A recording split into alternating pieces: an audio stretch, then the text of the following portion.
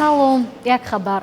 طبق اطلاع وکالتدار اوید به حقوق انسان و یا امبودسمن تاجیکستان در دوام سال 2023 در قسم‌های حربی تاجیکستان 40 سرباز به هلاکت رسیده است که از این شماره 8 نفر خودکشی کرده و 6 نفر از بیماری جان داده است. در دوام سال گذشته همچنین در نتیجه لطوکوبی سربازان در قسم‌های حربی 109 سرباز جراحت برداشته 2 نفر به هلاکت رسیده است.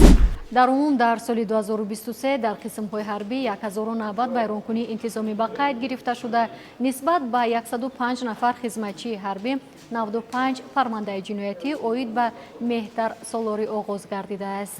از این 89 فرمانده به سود ارسال گردیده 6 فرمانده در حال تفتیش است. پردیفین اکتیو گل برای کم کردن درد در موشک و پیوندها. پردیفین اکتیو گل از شرکت ویگا فارم در داروخانه ها پرسان شوید. خبر و معلوماتی بیشتر را در تلگرام کانال آسیا پلاس مطالعه کنید.